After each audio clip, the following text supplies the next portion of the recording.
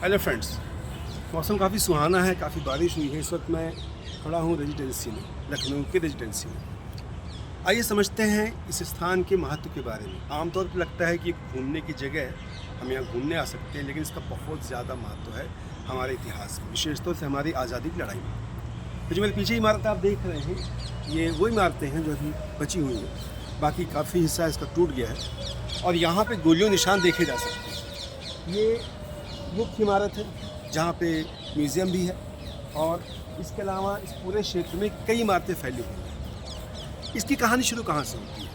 1774 में अवध के नवाब सिराजुद्दौला की संधि हुई अंग्रेज़ों के साथ, जिसमें कहा गया कि एक ब्रिटिश रेजिडेंट रखा जाएगा अवध के दरबार में।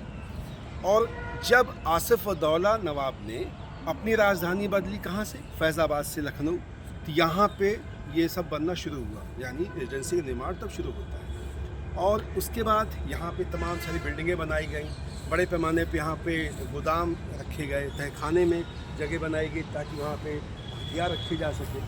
तो यहाँ पे ब्रिटिश रेजिडेंट का ऑफिस कह सकते हैं, हेडक्वार्टर, एडमिनिस्ट्रेटिव ऑफिस आप कह सकते हैं।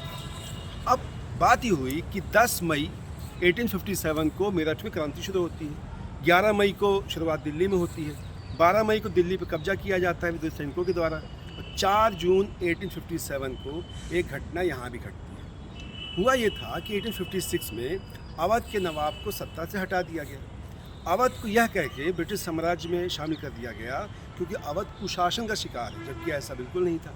उसके बाद अवध के नवाब, अंतिम नवाब, 10वें नवाब वाजिद शाह को भेज दिया गया कलकत्ता, उनको पेंशन दे दी गई। तो उनकी जो बेगम थी, बेगम हजरत महल, उन्होंने विद्रोह कर दिया, उनका साथ यहाँ की जनता ने दिया। और फिर जो ये प्रतीकात्मक स्थल कह सकते हैं आप ब्रिटिश सत्ता का था, उस पर कब्जा करने का प्रयास किया गया। तो हजरत महल जो थी, उनके साथियों ने प्रयास किया कि इसको जो है अपने कब्जे में लिया जाए। तो उस पूरे इलाके को घेरा गया और फिर लगातार कई दिनों तक गोलियां चलती रहीं।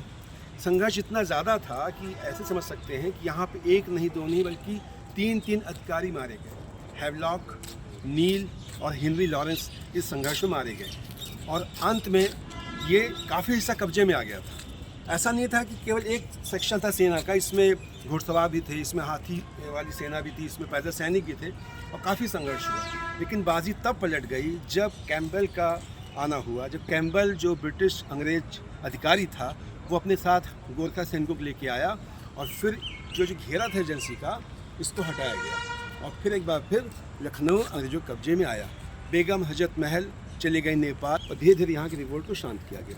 तो ये जो बिल्डिंग आप देख रहे हैं, जैसे वो हेनरी लॉरेंस का स्मृति भवन है, वो जॉन इंग्लिश का स्मृति स्तंभ है, तो ये तमाम सारी बिल्डिंग याद दिलाती हैं हमारे सैनिकों के जज्बे, उनके संघर्ष को।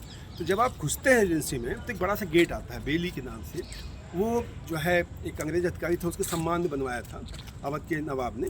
तो ये पूरी बिल्डिंग उस समय के इतिहास की याद दिलाती है। 1857 का संघर्ष हुआ, उसके बारे में हमें बताती है।